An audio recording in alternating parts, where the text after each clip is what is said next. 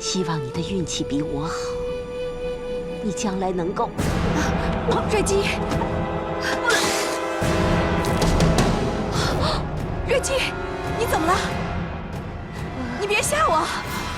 我去见我的孩子，去见皇上。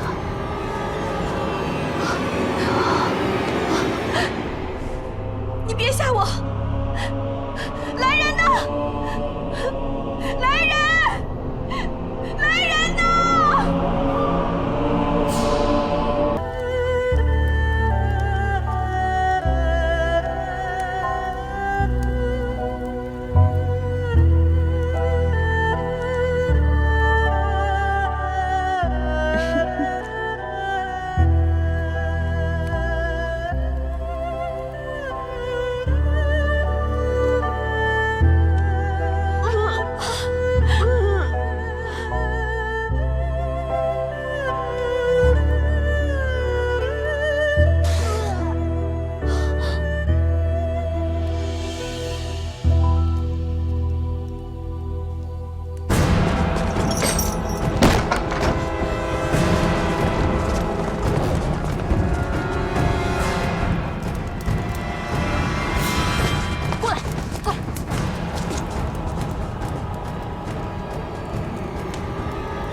看看，这些玩意儿见过。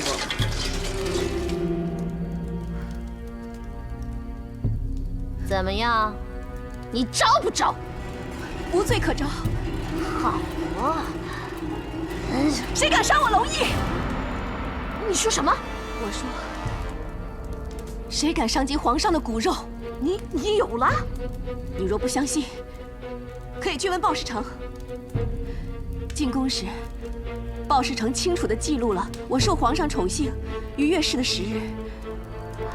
我受宠至今，一直没有月事。哼，那又如何？那也不一定有孕呢。嗯，你就敢肯定我没有身孕吗？皇上仍无子嗣，若我腹中真有孩子，而又因受刑伤及，你担当得起吗？难道你就不怕招来杀身灭族之祸？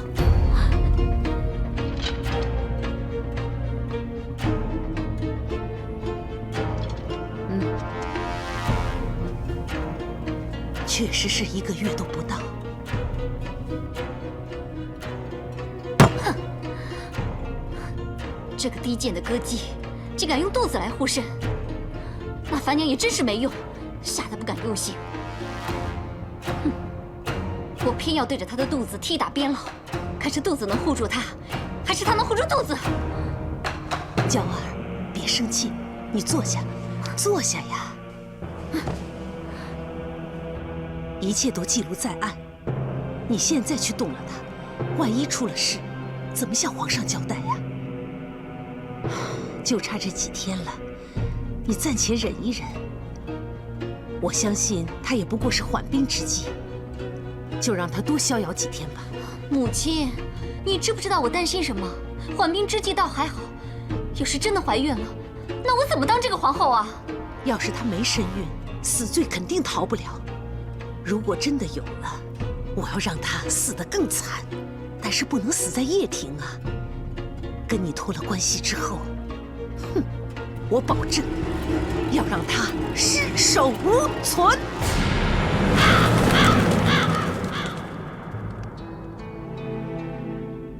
朕离宫之后，你万事要小心。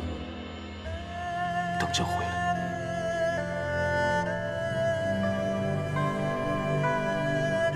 宫廷险恶多诡，今日荣耀不保证明日安然。除非你有皇子，或许能保住你的性命。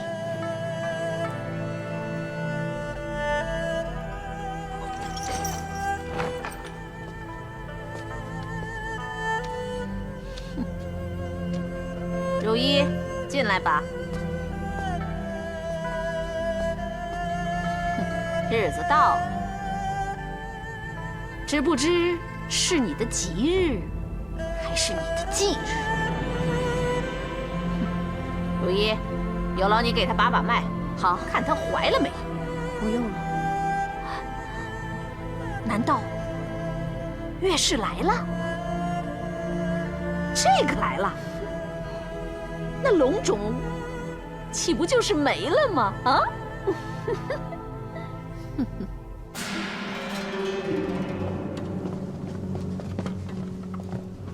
参见皇后。奴婢卫子夫参见皇后、窦太主。卫子夫，你杀人这个案件早已呈给本皇后，你可知道本皇后为什么现在才审判？就是因为你曾受圣宠，只盼你能为皇室延年子嗣。说不定添个一男半女，不只能抵其罪，更能立下大功一件。可惜没有。既然你没有龙胎保护，樊娘，杀人之罪应当如何？论罪，当斩。那就拖出去斩。慢着！杀人之罪，可有证据？犯人僭越犟嘴，斩首之前先掌嘴50，杖打100，拉出去。且慢！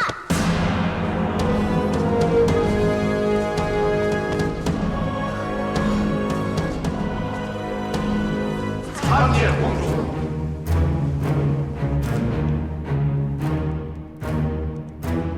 皇后金安，姑母万安。我正在审讯犯人，姐姐来所为何事？臣就是知道皇后要判处犯人，才赶来阻止。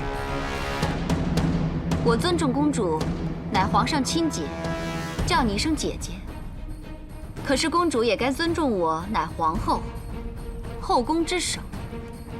后宫之事，是非对错由我定夺；后宫之人，生死荣衰由我旨意。岂是公主你能阻的？把卫子夫拉下去，先用刑，然后斩。诺。不能斩。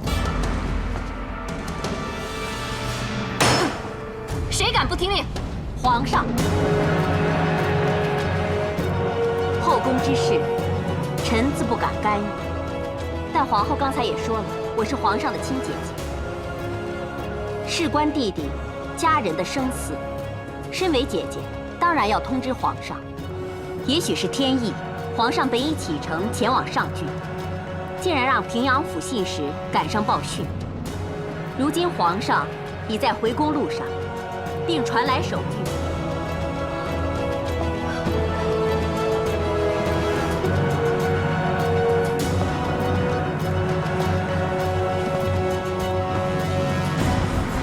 朕公务在身，丝挂家眷，却经闻后宫凶案，痛心疾首，问及其详，疑处重重，唯恐其中有诈，着令囚疑犯卫子夫于报室，待朕回宫细审论刑。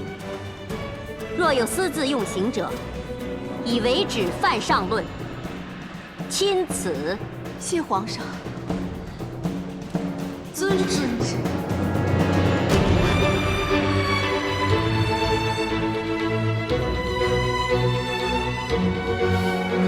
皇上驾到！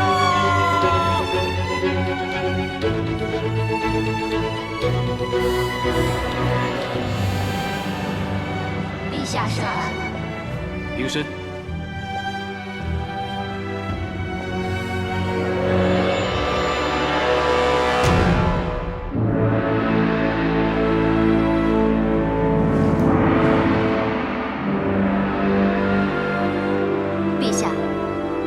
臣妾分内之事，陛下干涉，既与理不合，也致臣妾颜面威严于无存。今后臣妾如何统帅后宫？还请陛下让臣妾主理此事。朕无意干涉后宫之事，但牵涉人命，事关重大，朕也想了解是非对错，不想朕的皇宫徒添冤魂。冤魂已天，是非已明。杀人偿命，就是给冤死者还以公道。既说杀人，有何理据？瑞姬殿内只有魏姬一人，膳食由叶庭私膳房供应，二人同吃，却只有瑞姬中毒，分明就是魏姬下毒杀人。皇后亲睹魏姬下毒吗？即使没有，那他人也无下毒的机会。又有宫人守卫亲睹吗？既说二人独处，又何来目击者？那在魏姬身上搜到毒药了吗？毒药已下，又从何处搜寻？魏姬身处深宫，找到给她毒药的铜矛没有？或是魏姬进宫之前早已备好毒药，并无接应？或是，那魏姬是否供出杀人缘由？可能受不了瑞姬严厉教导，杀人泄愤，以逼劳苦。可能。皇后要朕让你掌6宫，断生死，你知人死罪的理由只是单凭揣测，这不是太胡闹了吗？既无实据，又无人证，更无杀人动机，就此定罪，简直荒唐。瑞姬之死，交廷尉重新调查，魏姬无罪释放。谢皇上。若是哀家不准放，又当如何？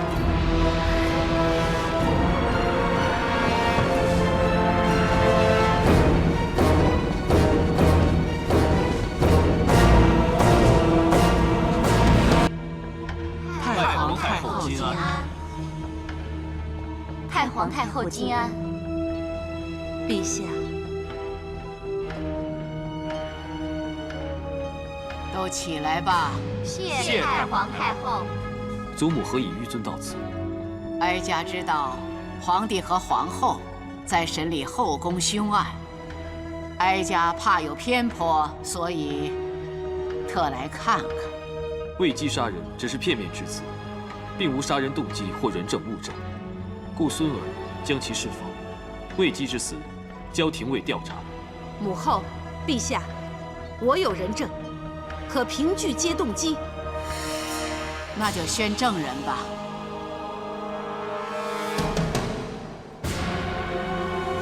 奴婢小倩拜见太皇太后、皇上皇后。免礼了，待会儿问你什么你就答什么。诺。小倩，魏姬如何对待瑞姬？快讲出你所知所闻。禀太皇太后、皇上皇后，奴婢每日送饭食于瑞姬和魏姬，常闻魏姬埋怨照顾瑞姬辛苦，更恨瑞姬偶尔发狂，让其身心受伤。不，闭嘴！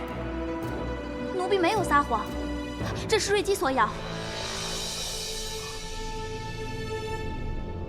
魏姬曾说，恐怕不知何时会再受瑞姬痛打，深恐性命堪虞，为求自保，得先下手为强。小倩，我跟你无怨无仇，你为何诬陷我？子夫，对不起，但在太皇太后、皇上皇后面前，我不得不说实话。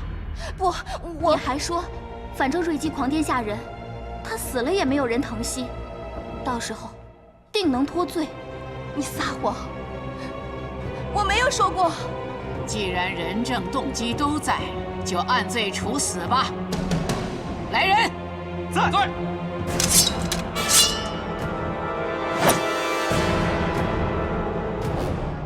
你受谁指示？说。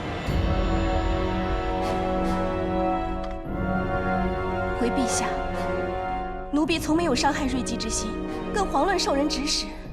但如今有人证说你意图杀人，是证人说谎。奴婢虽曾被瑞姬所伤，但她是无心的，奴婢从来没有记恨过她。陛下，这案件已经一目了然，而且太皇太后已经定夺，何必再给凶徒机会呢？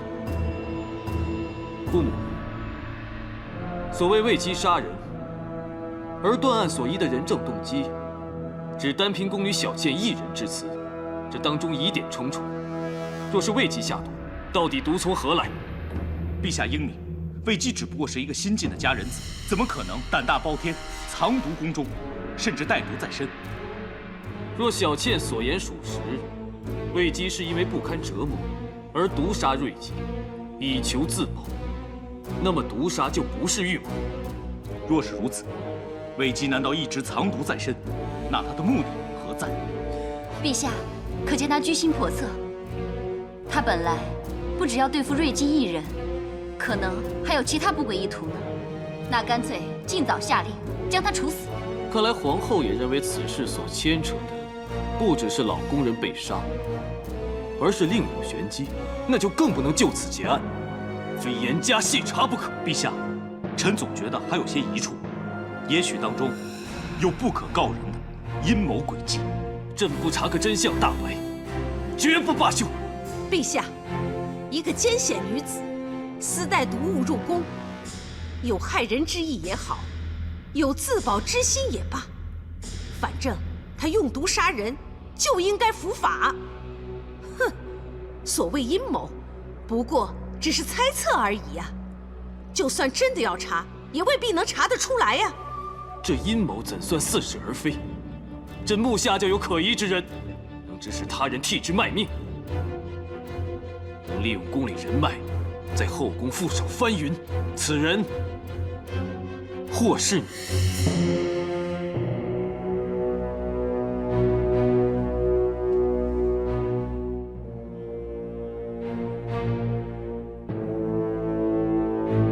平阳公主。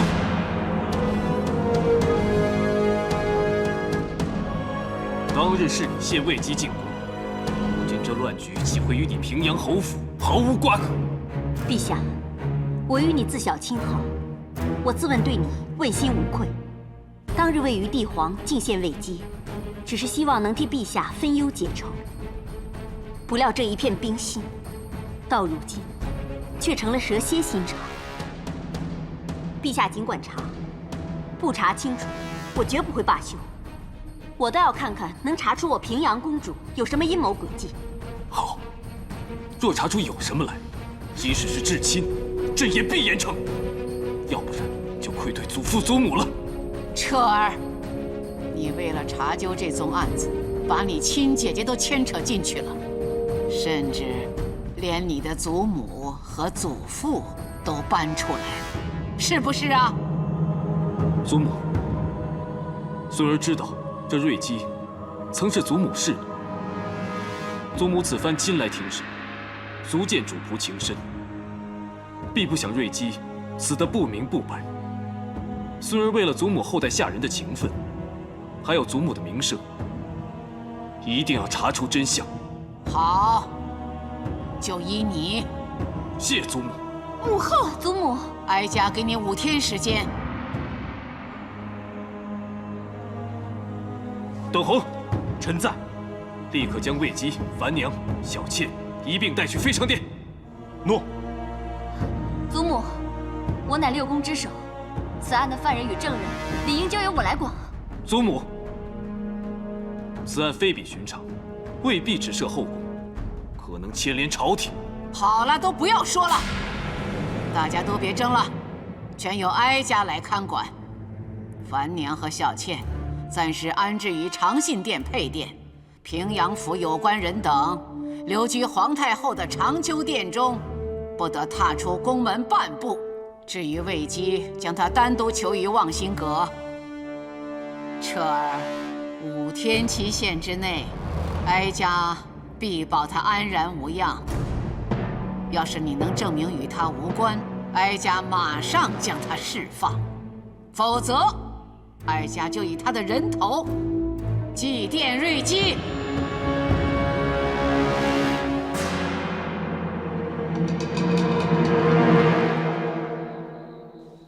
那歌姬果然是个祸害，连累我全府上下给囚禁起来。平阳侯府何曾受过这种待遇？哼！参见君侯、公主。哼！你们把他关到哪里去都好，就是别跟我们囚在一块儿。他跟平阳侯府全无关系。下去吧，君侯跟你们说笑而已。诺。说笑？公主啊，皇上随时论罪，他是那歌姬的弟弟，被牵连没话说，可是把我们平阳侯府都搭进去，不是太冤了吗？我们姐弟祸及君侯，给君侯带来麻烦，求君侯恕罪。但依小的愚见，皇上断不会为难公主。说不定，这只是救我姐姐的缓兵之计。住嘴！你以为进了宫，你就真的以为自己长进了啊？你懂什么呀？皇上用的正就是缓兵之计，难道你看不出来吗？起身吧。谢公主。哎呀，怎么会看不出来呢？只是圣意难测啊，公主。哎！虽说皇上有什么缓兵之计，但现在大家仍算是戴罪宫中，你倒笑得开心显逸啊！最好我平阳府的人以后都给关在宫里，好让你跟女儿团圆，是不是？你就由他们吧，大家都出自平阳侯府，自然是要叙叙亲情、叙叙旧了。难道要哭丧着脸吗？公主，公主，君侯，奉皇上旨意，请公主到飞常殿问话。问话？正要用膳呢。皇上已备好酒菜，且召来了8人不撵，恭请公主。8人不撵，君侯上宾之礼啊！好。哎，公主，那你快去啊，去啊！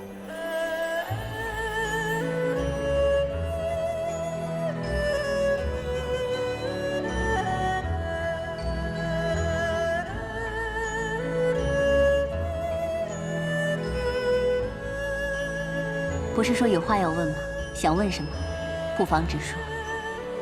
弟弟想问姐姐，这新进贡的举酱酒，味道是不是姐姐尝过美酒之中最上乘的？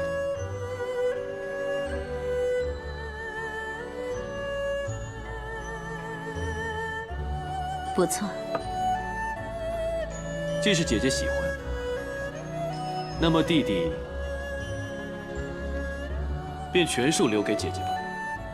弟弟有难题，你我姐弟同当，这好酒难求，何不分甘同味呢？弟弟有难处，姐姐想都不想就帮忙。如今这点小心意，岂会不悉数送给姐姐呢？母后那边是有点生气，不过你放心，我劝她只当是我入宫与弟弟亲近几天，反正不是真的姐弟不和。母后已经安心了许多，只是弟弟需要尽快结案，到时候再向母后请罪就没事了。弟弟何尝不想尽快结案？只怕姑母行事慎密，不会留下尾巴。你倒说得坦白。子夫谦厚，除了因宠遭妒之外，还有其他理由会惹上祸端。樊娘竟然安排子夫去向瑞姬学宫规，其实一开始就是个圈套。至于那个小倩，看似柔弱，却得势不饶人，对子夫的指控全触及祖母心思，一看就知道是有人指使。究竟谁人指使？我们心中有数。现在就从瑞姬的死因着手，先查出死因，找到下毒源头，这样就能顺藤摸瓜，查出真相。参见陛下，公主回来了。御医怎么说？据御医查验所报，瑞姬的确是中毒而死。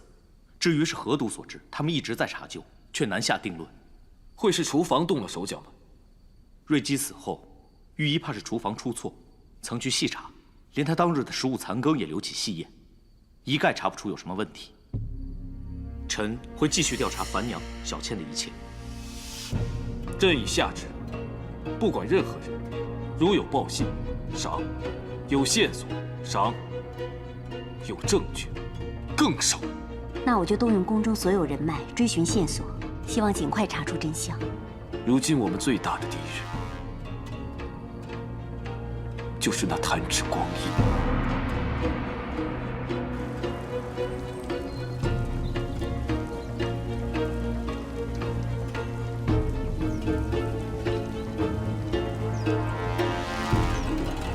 太皇太后金安，这鱼呀，尚且通情达理，知道饿死了会让主人不高兴，所以饱食3餐。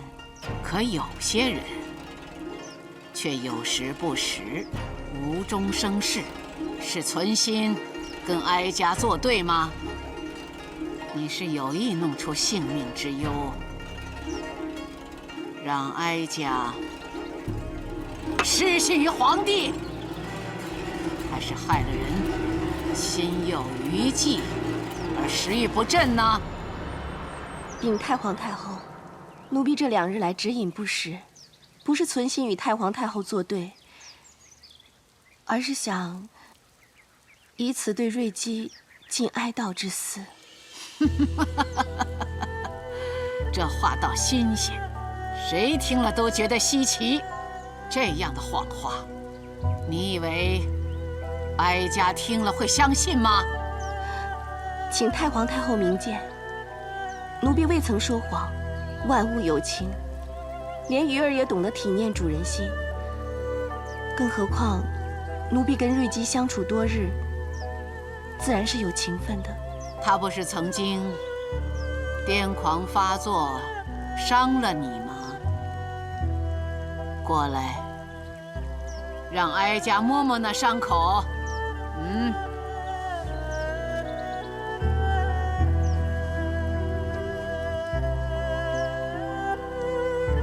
哎呦，咬得很深呐，这罪不好受吧？要说为此把他杀了，哀家信；要说跟他有情谊，为他哀悼，哀家不信。瑞姬伤我只因病发，我并没有害她的道理啊。你是太过纯真善良，还是太过诡计多端？故作矫情，想撇清罪责呢？奴婢的确没有杀她，除了病发的时候，瑞姬一直待奴婢很好，宫中规矩礼仪，她也是知无不言。在我眼中，她是可怜，但更可敬。可敬？如何可敬啊？她虽知自己身在冷宫，但只要一清醒，就会把自己梳理整齐，施上脂粉，插上她真爱的双蝶步摇，把自己有伤疤的脚包裹好，总不失她作为一个佳人子的身份。瑞姬力求端庄，不管有没有人看见，只管尽心尽意做好本分。她教奴婢的第一样宫规，就是分尊卑，忠心事主。够了！他可曾向你提起他忠心事主的下场？我不要滑胎！就让你滑胎！我不要！瑞姬要是不忿于自己的下场，就不会教奴婢忠心2字。他可有说怨恨过谁？给我放开！我不要！我的孩子！死前又是否有遗恨？怨恨何人？遗恨何事？瑞姬从未明说，奴婢也不想知晓。她只曾经低叹：一入宫门重重深，身不由己事事哀。重重深，事事哀。那你呢？可有感同身受？奴婢从小所学，是随事随在，安之乐之，是心善至坚，与人和乐。还有，笑着日子容易过。好，哀家会将你的善事改为斋饭，让你继续哀悼他。谢太皇太后恩典。奴婢斗胆，求太皇太后赐我织机丝线。听说你之前已经向宫婢要了绢布针线，缝制绢花，得以解闷儿，现在又要织机。奴婢缝制绢花，只为装饰瑞吉棺木。今日亲见太皇太后，奴婢就在斗胆恳求，得织机丝线，织出3尺赤绫，为其遮蔽足上伤疤，让他稍补遗憾，安心而去。过来。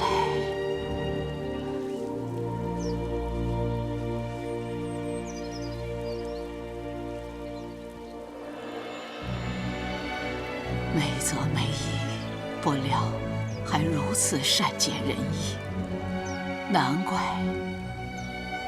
连皇帝都为了你神魂颠倒，失了分寸。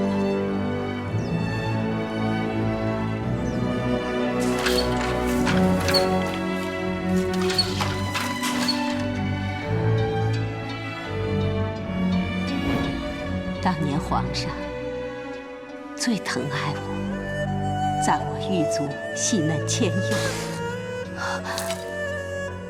脚上有了疤痕，就再无颜面见皇上。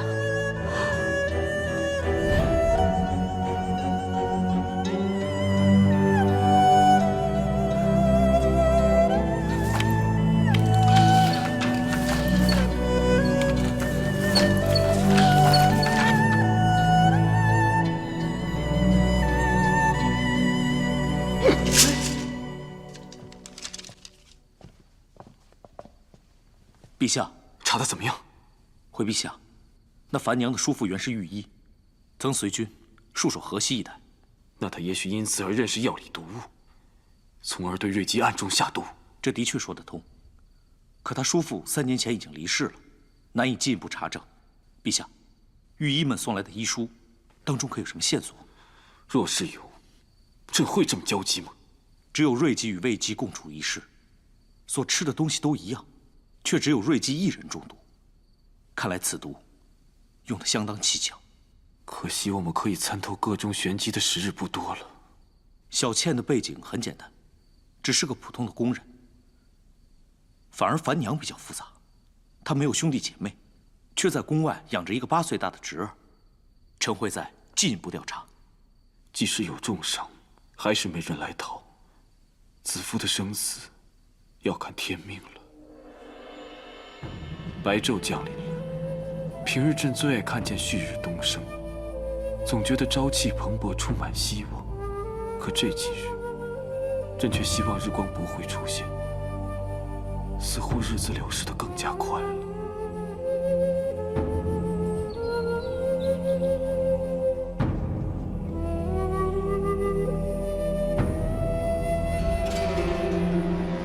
皇后金安，窦太主万福。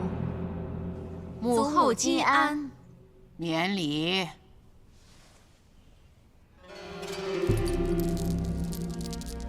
秋萍，你先下去吧。诺。祖母，孙儿给祖母带来了用天麻、茯苓还有薰衣草制成的香囊，据说能安神养气，睡得特别香。金蝶相伴，铃音绕梁。你们应该知道，哀家这玲珑双蝶放着多年，从未再碰，也不许别人碰吧。娇儿有所耳闻。那依你们看，哀家今日为何又取出带上呢？怕是怀念故人吧？原来你们知道，有些东西，哀家收起，不等于就会忘记；有些人，哀家不见，不等于哀家就不在意。当年哀家能得到孝文皇帝的欢心，瑞姬也算有功。哀家本想给他一个安稳的余生，谁知道有人要断了哀家的人情。祖母，断你人情的是魏姬那个贱人。别摆弄哀家，哀家跟那佳人子谈过，他是怎样一个人，哀家清楚。哀家不是说过吗？眼盲，心不盲。母后，是不是女儿做错了什么，惹你不高兴？如果是，女儿在此求母后原谅。女儿实在是没有办法了，母后，母后，娇儿她苦啊。你知道这个后宫，即使是皇后，也是要步步为营。是，娇儿平时是刁蛮了些，任性了些，但是她心无城府。何况娇儿这么多年都还未有所出，当中她受的委屈可想而知啊。母后，祖母，母后，你是何等人物？当年尚且需要借助外力来顾宠，何况是娇儿呢？后宫凶险，有时为了自保，也不得不做出牺牲啊。其实祖母，娇儿也不想独得帝宠，只希望在皇上心里留点位置。可是，那个魏姬不过是平阳侯府的一介歌姬，皇上竟然为了她，在母后面前演戏，还要给平阳公主胡乱冠一个图谋不轨的罪名，只不过是想拖延此案。这个魏姬才刚入宫，就让帝皇家落下笑柄啊！母后，也许你觉得这个佳人子讨人欢喜，想放她一马，但是人心难测呀。今日是好，但明日呢？怎能及骨肉血脉永远不变的亲情啊，母后！祖母，其实娇儿只想常伴祖母身边，侍奉祖母，这样娇儿就心满意足，别无他求了。娇儿啊，你带来的香囊，当真养神，拿给祖母试试看吧。祖母用过之后，一定会喜欢的。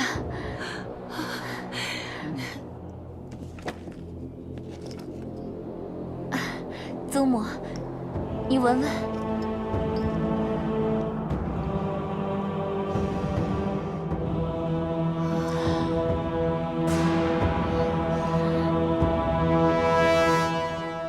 根据宫人们的传言，这樊娘在宫里应该有个相好的，但就不知道是谁。臣也觉得，她跟外面养着的那个侄儿关系并不单纯。要是她真的在宫里做出淫秽之事，可能因此给人把柄，任人摆布。如果世上真有毒物，用在不同人的身上会有不同的效果，那么医师们一定会记录下来。若不是，瑞姬之死会否与毒无关？可御医已经断定，瑞姬死于中毒。其实这中毒呢，也不一定是有人下毒，吃错东西也会中毒嘛。你们看，喜娘她吃了烧兔肉，又跑去喝白菜汤，年纪大，体质弱，乱将相冲的食物呢混在一起吃。你看现在不就惨了？哎呀，我做了厨工这么多年，这种事情我见得多了。我记得他们之前查过瑞姬喜欢喝甘草汤，若是甘草配以何种食材会相冲啊？这样一来可就难说了，因为食材啊、调料啊、烹饪方法，什么都是有可能的。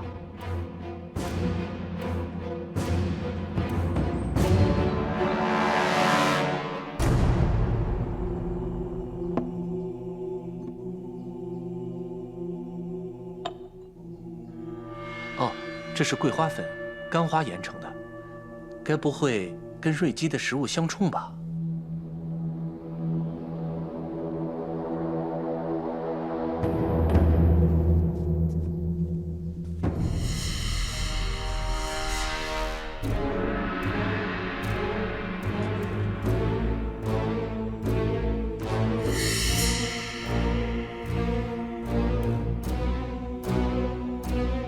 香，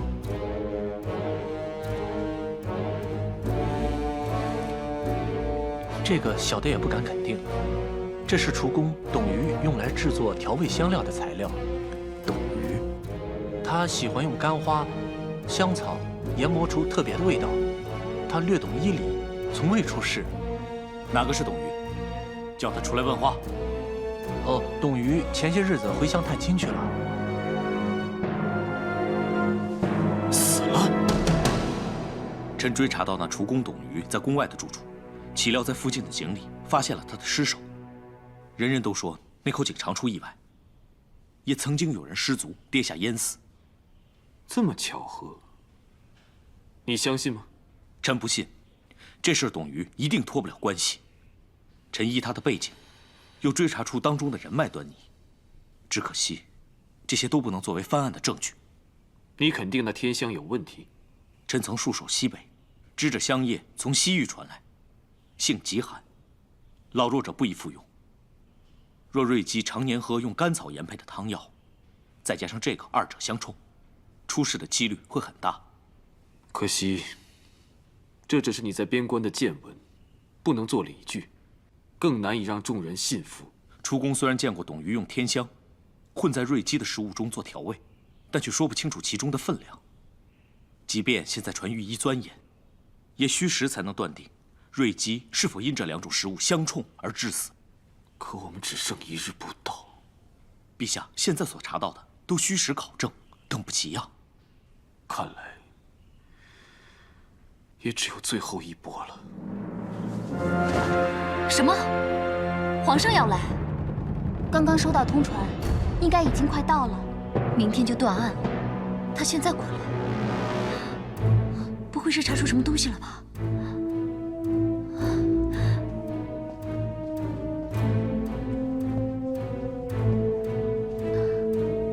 参见陛下。快起来，起来。皇后用膳了没有？还没有。那就一起用膳吧。你看，朕给你带了些南方的点心瓜果，全是快马连夜送来，特意带给皇后尝尝鲜。谢陛下。哎，皇后不必拘礼。来，你们都下去吧。诺。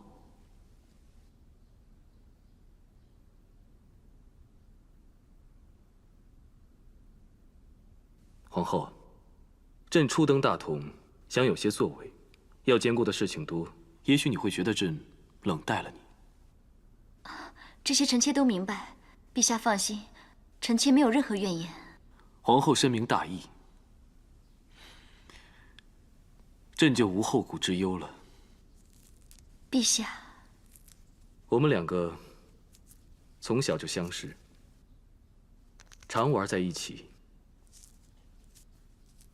感情亲厚。我们小时候就是像这样分享美味的。这种感情岂会轻易受到影响呢？皇后，你放宽心，不管如何，你都是朕的皇后。听到陛下这句话，臣妾好开心啊！那就好，皇后谨记此话。就忘了之前的风风雨雨吧，像从前般彼此信任，别再与后宫的其他嫔妃计较纠缠了。陛下的意思是，瑞姬死因一事，经朕连日调查，最可能是食物相冲中毒而致，这大多属于意外，跟魏姬无关。是吗？此事疑点重重。未必真的就是毒杀，何必错判伤人命？不如皇上好久没有这样温柔对臣妾了，臣妾本应该高兴。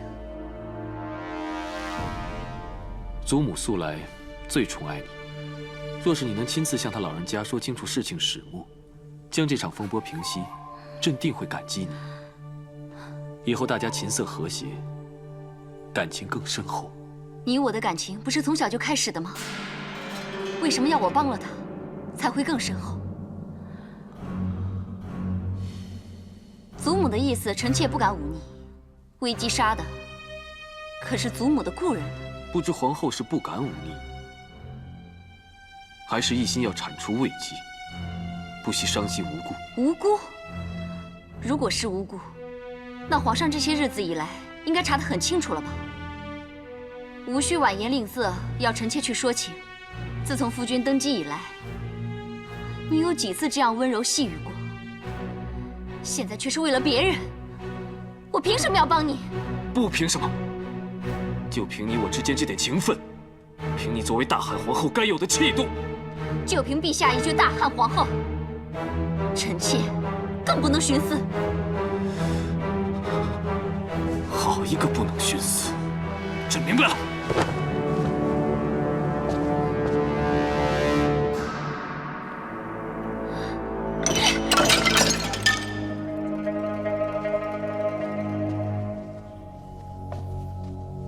回禀陛下，太皇太后说要歇息了，请陛下明日再来。回去再传，说朕有急事商状。诺。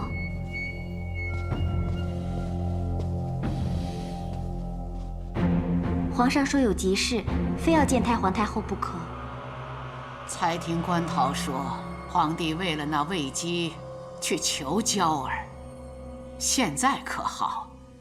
求不到娇儿，又来求哀家了。你去跟皇帝说，哀家身子不适，任何人都绝不可打扰。诺。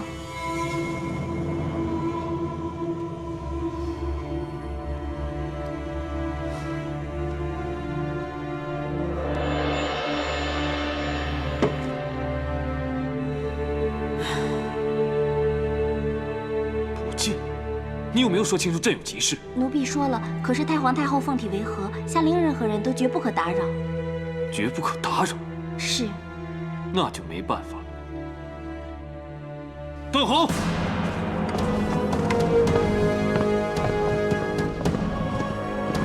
臣在。你刚才不是回报，已经找到证据，证明樊娘就是毒杀瑞姬的主谋吗？正是。你马上去捉拿樊娘。诺。秋萍，给朕的禁卫引路。陛下恕罪，太皇太后有命，没她同意，任何人不可骚扰樊娘和小倩两个证人。此一时彼一时。现在太皇太后凤体为和，毕竟说了绝不可打扰，朕又不能不秉公办案，那就只有先审后奏了。你快起来引路，让犯人有机可逃。诺。秋萍，找我有事吗？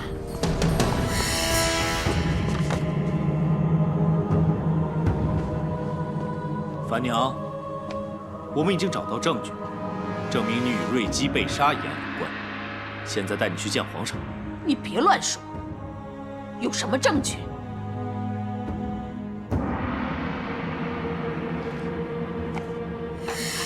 你认识这个吗？这些就是在叶婷你的房间里找到的。你就是用这个天香害死了瑞姬。怎么可能？我根本不知道这是什么。哼，在我的房中怎么会有这种东西？是吗？你的叔父曾当过御医，并随军在边关多年，你不会连天香都不认识吗？那又怎样？那是我叔父，而且他已经死了3年了。你曾替你的叔父抄写遗书，应该不会不知道天香与甘草相冲，合用成毒。你就是利用这点来毒害瑞姬，并加害魏姬。全是臆测，根本没有凭证。要我带董瑜来跟你对质吗？什么董瑜？我根本不认识。那你为何出入他的房间？你的发钗为何在他房内出现？这钗子根本不是我的。你伪造证据，含血喷人。来人，证据确凿。你带走。诺。皇上真要屈打成招吗？大人，太皇太后让我和小倩留在这长信殿，就是怕我们被冤枉。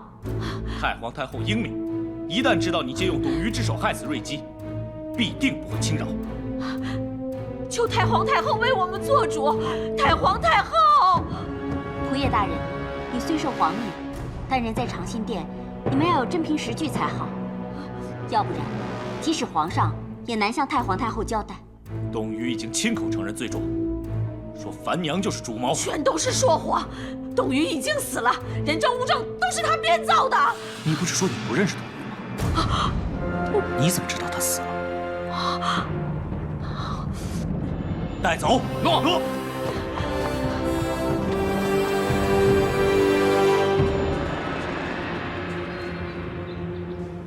娇儿，今日天朗气清，正适合送那女人上路，消你屈辱，解你怒气。哎呀，这几日真是太漫长了，多一刻我都等不了了。放心吧，皇上查了好几日都没查出什么事，而且还特意去找你求情。哼，那个贱人魏姬肯定活不过今日，你就安心的等着看好戏吧。太皇太后驾到！祖母，孙儿来给你请早安了。母后金安。都起来吧。皇上驾到！陛下圣安。起来吧。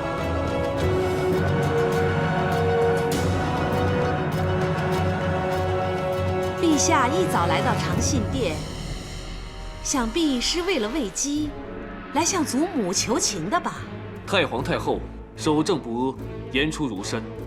魏姬若不是凶手，祖母定不会为难；要是凶手，自当从严惩治。彻儿，反正真相已明，就结案吧。诺。本红，带上来。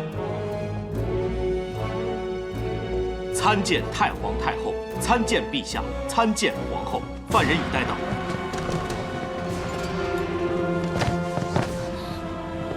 奴婢拜见太皇太后、皇上、皇后。你二人如何令瑞姬中毒，又嫁祸于魏姬的？说。回陛下，奴婢只是听从樊娘吩咐，拿膳食给瑞姬，趁机与魏姬攀谈，套取消息，并不知食物中有毒。不知道？你先前陷害魏姬杀人的时候，还振振有词。奴婢只是怕受牵连，听从樊娘，把罪责全部推给魏姬。毒杀与嫁祸之事，奴婢真的全不知情啊！樊娘，小倩所说，是否属实？是。奴婢知道，瑞姬常饮甘草汤，柚枝甘草与须臾的香料天香相冲，老弱者若是多用，会中毒伤及内腑，所以奴婢与厨工董瑜合谋，在其菜肴当中加入天香，再命小倩去送饭。你为何这么做？是受人指使吗？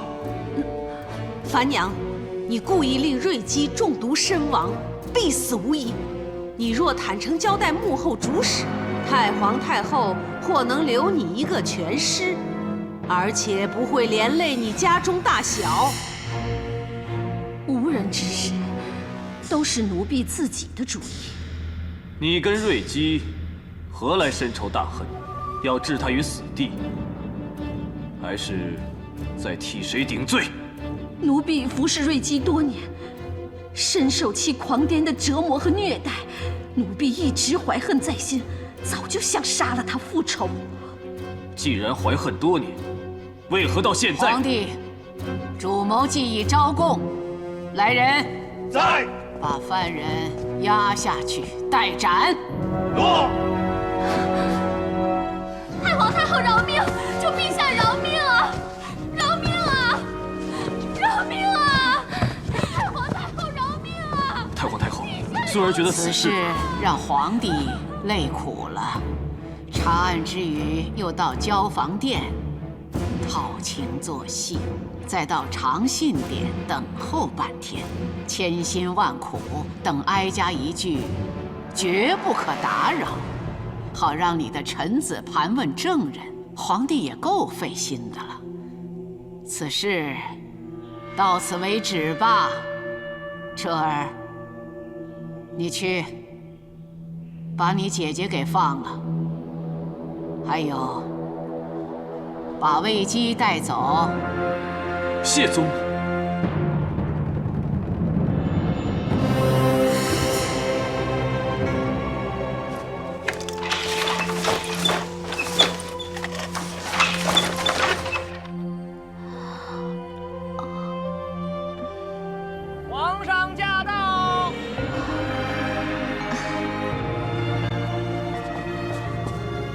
陛下。参见陛下。这几日委屈你了。太皇太后照顾周到，并无委屈。奴婢心静如常，深信陛下会救子父。只怕陛下因此奔波劳累了。朕不累，多亏有皇姐和段仆爷替朕奔走调查。段大哥，谢谢你。为陛下分忧解难，是臣分内之事。有段大哥的帮助，更有陛下的信任与维护，是奴婢的福气。其实当时线索全断，朕也没有把握，所以只能与段宏演2场戏，赌一把。要是赌输了，你会怨朕吗？陛下是天子，若天子也无能为力，便是天意如此。奴婢不会怨，亦请陛下万勿自责。位极人善天不欺，上苍绝不会让善人蒙此大冤。段宏说的对，朕也相信，上天将你赐予朕，便不会轻易的夺走。陛下，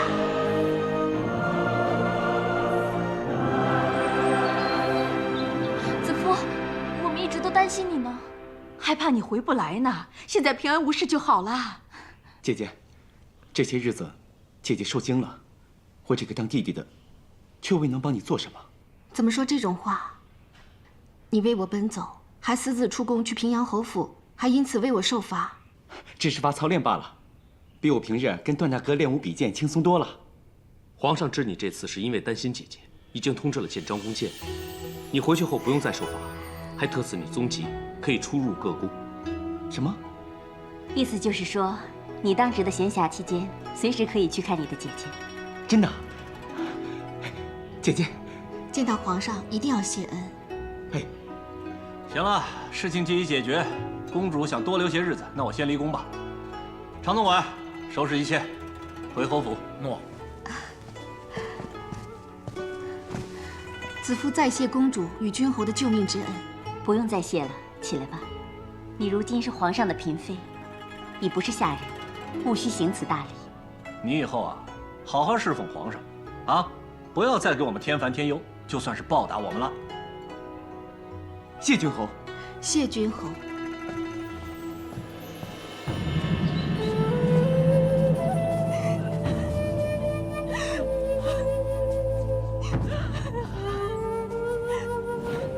你与那厨工董瑜暗存私情，还生下了私生子董永。多年来，我对这件事情睁只眼闭只眼，你知不知道为什么？窦太主事知我忠心，事事顾虑周全，可责犬马。我有一件事要交给你去办，如果你办得妥妥当当，你这件事我不但会继续为你守口如瓶，还可以为你那多病的儿子寻药治病。如此一来，你就不用再为那虚弱的孩子发愁了。奴婢静听窦太主吩咐。董瑜，你发什么疯啊？说嘛，就算皇上亲自来查，也查不到你这儿啊！为了孩子，你别管我，这件事情迟早会被查出来的，查到我这儿就断了线索，你和儿子就安全了。